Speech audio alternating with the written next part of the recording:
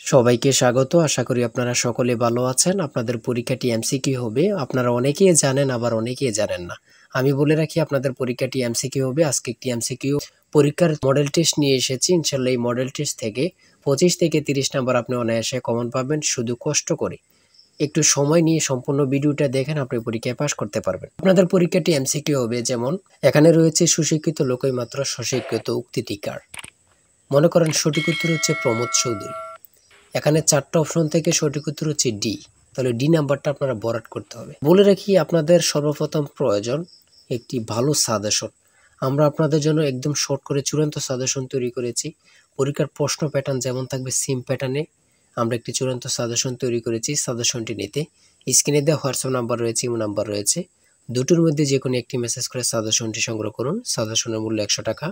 আমি বলি অবশ্যই প্রত্যেকে আমাদের সাজেশনটি সংগ্রহ করবেন, আপনি পরীক্ষায় পাস করবেন।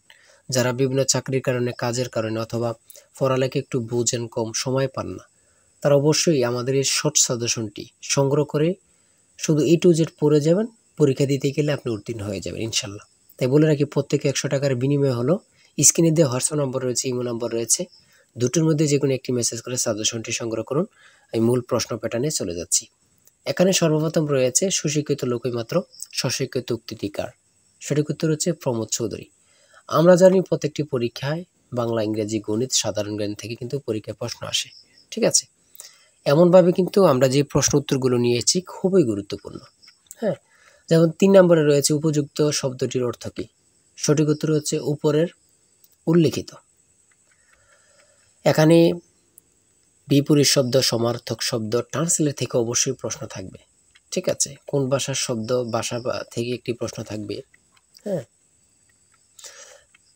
তারপরে রয়েছে অপরিণত অর্থে কাঁচা শব্দের ব্যবহার কোনটি।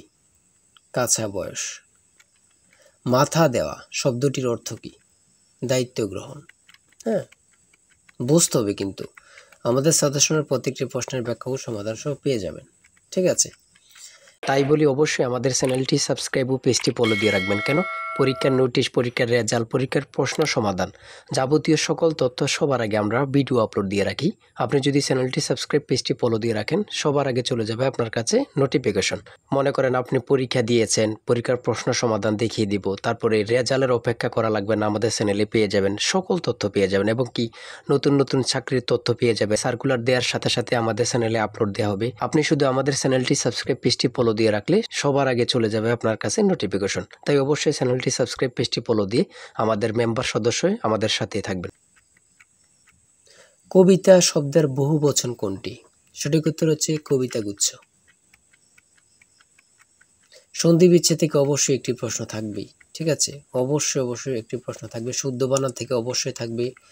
ছন্দনাম থেকে অবশ্যই থাকবে। যেমন 18 নম্বর রয়েছে বীরবল, কার ছন্দনাম। সেটা হচ্ছে প্রমোদ চৌধুরী। আমার মনে হয় কত পরীক্ষা যে আসছে আল্লাহ ছাড়া কেউ জানে না। ঠিক আছে, অনেক পরীক্ষা আসে এই প্রশ্নগুলো। সমার্থক শব্দ থেকে অবশ্যই থাকবে। ট্রান্সলেট থেকে অবশ্যই থাকবে। হ্যাঁ, প্রিপোজিশন, আর্টিকেল, ভয়েস থেকে থাকে। বিভিন্ন নাউন থেকে অবশ্যই প্রশ্ন থাকবে। ঠিক আছে, আমি বলে রাখি। যারা পরীক্ষা দিবেন প্রত্যেকে আমাদের সাজেশনটি সংগ্রহ করবেন। সিনোনিম অথবা অ্যান্টোনিম থেকে অবশ্যই প্রশ্ন থাকবে। হ্যাঁ, সিনোনিম অথবা অ্যান্টোনিম থেকে প্রশ্ন থাকবে 100% শিওর, এটা ধরে নিতে পারেন। প্রিপোজিশন থেকে অবশ্যই প্রশ্ন থাকবে।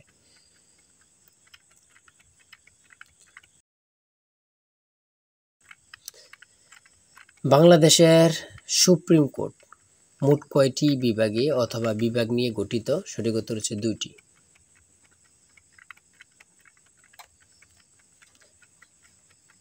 ম্যানগ্রোভ বন কি।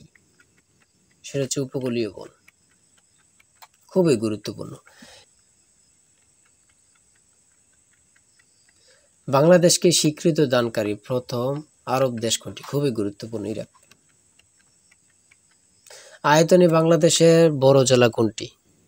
খুবই গুরুত্বপূর্ণ। রাঙ্গামাটি। ঢাকা কত সালে সুবা বাংলা রাজধানী হয়। সঠিক উত্তর হচ্ছে 1610 সালে।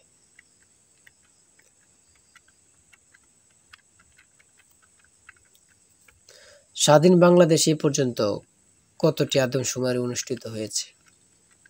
বিভিন্ন সদর দপ্তর থেকে একটি প্রশ্ন অবশ্যই থাকবে। বাংলাদেশের সর্বোচ্চ জাতীয় বেসামরিক পদক কোনটি?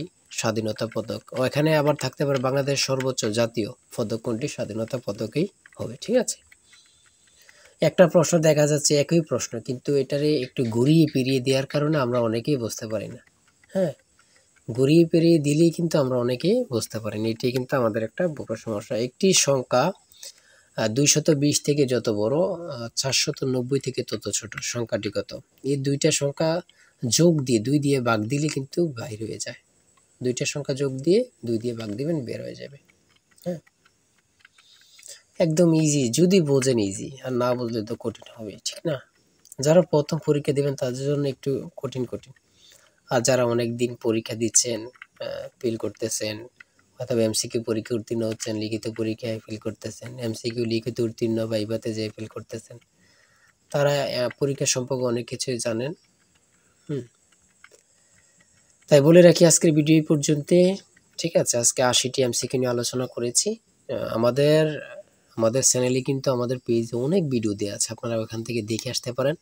আর এখান থেকে ওখান থেকে না দেখে আমাদের চ্যানেলটি সাবস্ক্রাইব ও পেজটি ফলো দিয়ে রাখেন। ভিডিও আপলোড দেওয়ার সাথে সাথে চলে যাবে আপনার কাছে নোটিফিকেশন, আপনি অনেক তথ্য পেয়ে যাবেন। আর আমাদের সাজেশনটি সংগ্রহ করে রাখেন, ইনশাল্লাহ আপনি পরীক্ষা উত্তীর্ণ হয়ে যাবেন।